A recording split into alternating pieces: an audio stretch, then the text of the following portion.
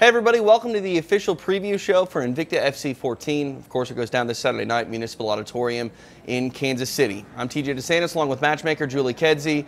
Julie, a fantastic 10-fight card put together. At the top, Tonya Evinger defends her bantamweight title against Pannie Kianzad. It's a tale of two completely different fighters. Tonya Evinger, a longtime veteran. Pannie Kianzad, not really necessarily a rookie. She has a nice undefeated record and has proved herself to get to this title fight, but still relatively new, 23 years old. Tonya is sort of Invicta's version of Robbie Lawler. Had a career that's gone on almost over a decade. She came out strong. Faltered a little bit in the middle point of her career and then has been unstoppable her last 7 or 8 fights here.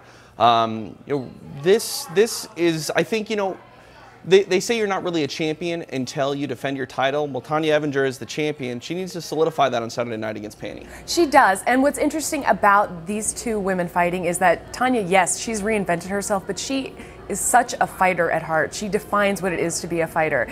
She'll fight anybody, anytime. This is actually a replacement match because Alexa Grasso was going to be challenging Livia Renata Souza for the 115 title. Alexa was injured, and so I called up Tonya and I was like, do you feel like defending your belt? I know you just won it. She's like, hell yeah, I do. Meanwhile, Pannie Kianzad has been lobbying for a title shot since her first fight with the organization. She debuted for us last July, but she actually wanted to debut fighting for the title. We were like, well, we need to introduce you to people first. It's been nonstop asking for a title shot, and I feel like this was a really, really, legit match to make. Yeah, we'll see how she deals with the pressure of Tonya Evinger. No one knows that pressure more than yourself. You were in the cage with Tonya. Talk about what it's like to fight Tonya, because even though it was brief, she still packs a big punch. She has a grinding offense. I mean, it's not fun to be in there with her. Oh no, she hits so hard. She's got that Chuck Liddell overhand right. That thing hurts. But I'll tell you this about Tonya. She has really, really improved since even that time. I mean, in 2007, she was kicking a lot of butt. But, 2015, she's really, really come into her own. She's a very lengthy fighter, very wiry, but incredibly strong. And every one of her past opponents has been like, she is so strong. I didn't expect her to be that strong.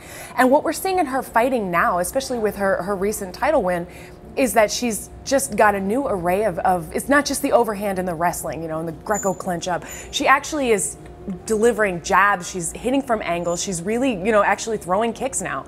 It's an exciting Tonya to see. We ask if Pannie's up to the challenge. Every challenge she's been up to so far, she's passed with flying colors. She's a former Cage Warriors champion. She made her Invicta debut on the biggest stage of the promotion, fighting in Las Vegas. She answered that call quite nicely, controlling every minute of her fight with Jessica Rose Clark. She made a nice enough statement to prove that she is the #1 contender here at 135. She did, and I like the idea of champions fighting champions. This is somebody who's competed in 5-round bouts before, so she's familiar with it. And she's very tough, very young in her career, but she's had a lot of combat experience. She's actually been boxing, I think, since the age of 13 or 14. That's crazy. Yeah, I know, and she just really made the transition well.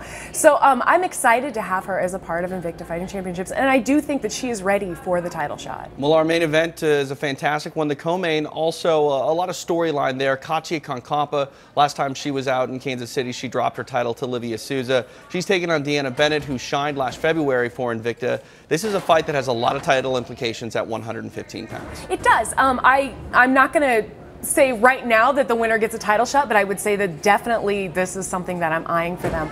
They're both very, very good fighters. Kedzie was actually winning her fight up until she got triangled, and it was beautiful. That was the first time she'd ever been submitted in her career. Second loss of her entire career. That's pretty impressive. Deanna has yet to face a loss, and she's been competing at 3 different weight classes. 135, she had success. 125, she had real success. 115, she debuted and did quite well. It was more of a grinding fight, from her perspective, or from our perspective watching, but it was very, very technical, and she controlled beautiful little movements in the fight. Her dirty boxing was on display. Now, I'm curious if she implements that same sort of style against Concampa, because Kedzie, in her fight with Stephanie Eggink, she had to survive and then ultimately came back and got a submission. I wonder if Bennett is going to try to drag her through the mud, knowing that Concampa can survive and is up to those sort of tests, or if she's going to want to maybe keep it more on the outside and have a striking battle rather than try to grind her out. It's an interesting question, because because I think that both of these ladies are actually tough in both places. We don't necessarily always see that because of the matchups they're having, but because they're so similar in especially their inside game and their dirty boxing and their submissions, I think it's going to be really, really cool if this actually hits the ground. I want to see this one on the ground. I hope they take it there. And this is one of those fights, too, where the winner doesn't necessarily get a title fight, but it could go a long way if there's a stoppage here. So there's impetus on both women to get sort of style points, I think, in this fight. Yeah, absolutely. And, you know, honestly, I just think they're both two female fighters who are at the top of their game and, you know, ready for big things. Absolutely. Let's talk about two fan favorites of Invicta returning. It's the KGB versus Wonder Woman, Rachel Ostovich against Andrea Lee. Very charismatic fighters, very good fighters as well. I'm looking forward to this one. I think this is a fan favorite and one to definitely make sure you're watching before the co-main and main event to make sure you see this one. Oh, absolutely. What's really, really amazing about Invicta and what I really, really enjoy is the amount of talent that's coming up in our Young Guns divisions. And both of these fighters, even though they've had a lot of experience outside of MMA, as professional fighters, they're both 2-1. They've had under 5 fights, and yet they're crowd pleasing, they're really charismatic, as you said, and they're really good fighters. Ostovich throws some crazy, crazy throws, and she's got a really, really beautiful, violent style where she's so aggressive. And Andrea KGB Lee, I mean, this woman has had so many boxing fights and so many kickboxing fights, and she's faced her first loss ever in her last fight to Roxanne Modafferi, who had, I think, 3 times as many, 4 times as many fights. I mean, the experience gap was huge. But KGB stepped right up and said, no, I'll fight her. Absolutely, I'll fight her. I'm excited about this. These two young women, I think, are definitely the future of the sport. And they're basically what I think is what's strong about the 125 division. You know, that division's not as represented maybe publicly out there, but Invicta, we love our 25ers, and we think these two are going to give us a show. Yeah, I mean, the pinnacle for 125 is an Invicta FC belt, so both of these women try to establish themselves as top contenders for that title. Looking at it on paper, you mentioned the grappling game of Ostovich, the striking game of Lee. Is it that simple? Is it really a grappler versus striker come Saturday night? Oh, no, it's never that simple. You know, I'd like to say, yes, this person's going to win if it hits the ground, this person's going to win if it's on the feet. But no, Ostovich boxes very, very nicely.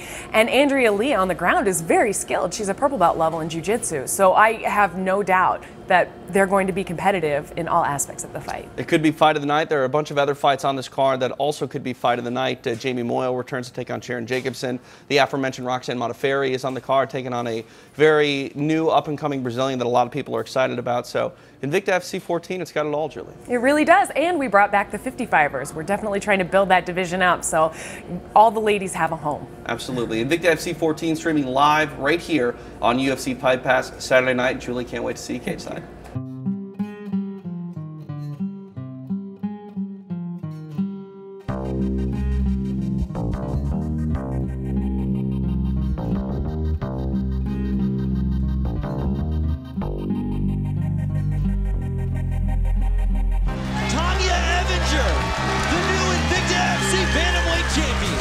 The beast from the Middle East, Penny Sexy Scramble Kianza, Kedzie, Killer Buddy, Concomba, the Argentine Assassin, Diana Bennett, Roxanne, the Happy Warrior, Modafferi, Jen, you fry, KGB